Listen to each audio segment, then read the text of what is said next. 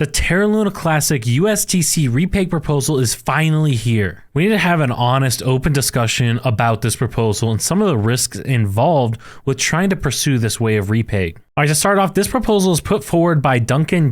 Now, this is quite a long proposal. You guys can see there's a lot of different information in here. There's some technical wording. So I'm going to try and summarize it the best I can, explain why we need a stablecoin, and explain some of the big risks in my mind behind this proposal. Okay, let's start off with that bigger question. Why do we need a stablecoin for the Terra Luna Classic ecosystem? And that's really a little bit of an easier question for us to answer here. That comes with a bunch of utility opportunities. Now, stablecoin opens up a bunch of utility opportunities. If you think about it, why would you want to let somebody pay in a currency that is constantly changing like Terra Luna Classic? No, you'd want to have people pay for whatever your services that you're providing in some kind of fixed amount. Like, for example, imagine like your boss at your job was paying you cryptocurrency, but that value changed dramatically constantly. And so one week, maybe you get the equivalent of $400, but another week you get $200. That's impractical. You can't really build a business off that, just like you can't live your life off paychecks that vary that much.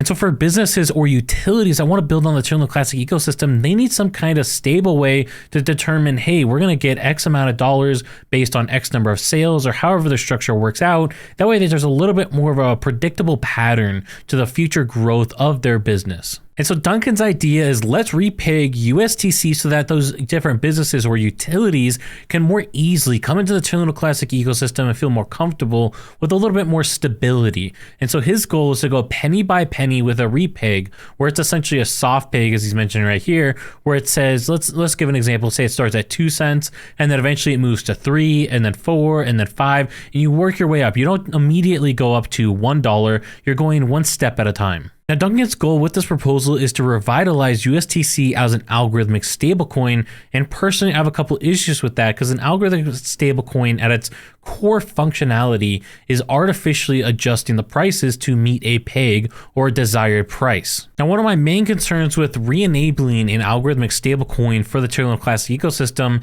is regulation. We've seen before the US, for example, seek to ban UST. They literally named our stablecoin like algorithmic stablecoins for 2 years, and they talk about how they don't like this. They feel like this creates a lot of problems. It's not an asset-backed stablecoin, which we'll talk about in a second. But in this article, they also mention the fact that other governments have also discussed this, such as in the EU.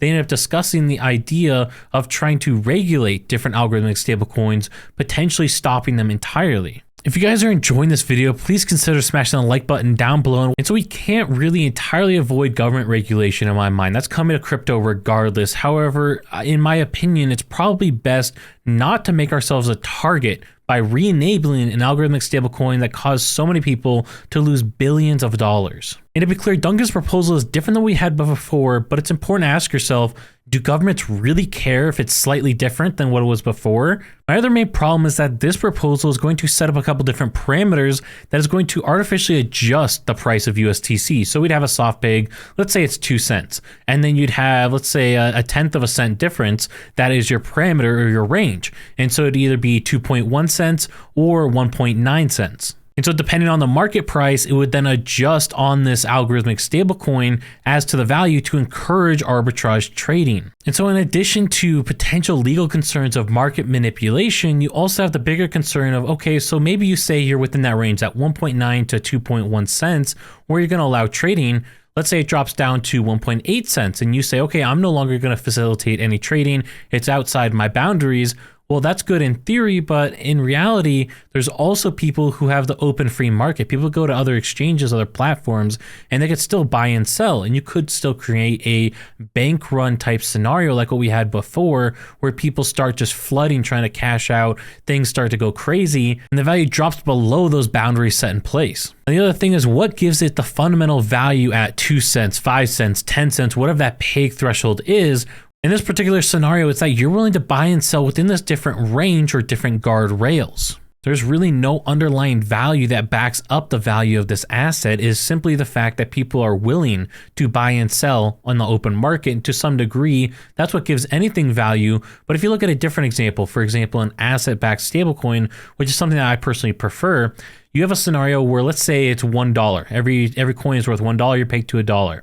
If you go to 95 cents, now someone's going to go, wait a second, why would I not give you 95 cents to receive $1? Or if we make it a lot higher, why would I not give you $95 for you to give me a $100 bill? That's a no-brainer. Or on the opposite, why would I pay you $105 for your $100 bill? That makes no sense either. It's going to stay at that price of $1, or in this example, a $100 asset value. And if it ever varies too much, there are going to be people who capitalize on the opportunity to either go, whoa, why would I not take a sell opportunity to get $105 for my $100 bill? That's a no-brainer. On the flip side, this asset is worth more than it's trading for. Why would I not just buy that? And so while you might get normal fluctuations just due to the factors of supply and demand as people buy and sell, at the end of the day, it's going to hover around that $1 price. And if for some weird black swan event in an asset-backed stablecoin, you had the value go to, let's say, 60 cents on the dollar, well, now you're going to have some big investment funds start looking at this going, wait a second,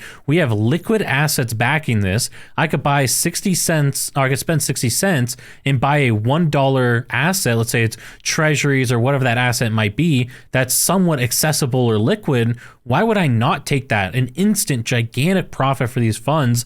That's a no-brainer. And so maybe they want to make money at the end of the day and they stop buying at 95 cents. You're still going to get really close up there to the fair market value, if not at the fair market value. And so in my mind, an asset-backed stablecoin is a lot less risky than an algorithmic stablecoin like what Duncan's proposing, but it's also a lot less sexy. It's not as fun and adventurous. You need the assets to back it, which is a massive problem that we have right now. And this is where we get into a difficult scenario of like, if we want to do an asset-backed stablecoin, we simply don't have the value of our blockchain to actually back up every single USDC to a one-to-one value. It just couldn't happen. Even if you want to do stair step, right now you would need significant amounts of capital to back up at the current price of about 2.5 cents. And to be clear, I think Duncan put a lot of time and effort into making this proposal, and I could see a scenario where this works, but I can also see other scenarios where it doesn't work, where we get into another scenario where the values just get absolutely destroyed. And just given the fact that both USTC holders and Terra Luna Classic holders have been hurt so much since the crash, and mainly because of the crash, I don't want to see another event like that occur where we have another catastrophic event where the value just goes way off from where it's supposed to be. People lose a lot of money. I don't want to see that happen again. And so for me, I'm going to think about this a little bit more the next couple of days. But in my honest opinion, it's going to be really hard for me to end up turning around and wanting to support this proposal. So I'm going to be reading a lot of the comments that people put and try and better understand different people's positions, see if there's maybe factors I haven't considered. But for me, this has a lot of potential, but it also carries massive risks to it that are not just a 5-10% swing risk. It is like a doomsday event risk. If you guys want to learn how Terra Luna Classic could potentially hit 1 cent, check out this video up here.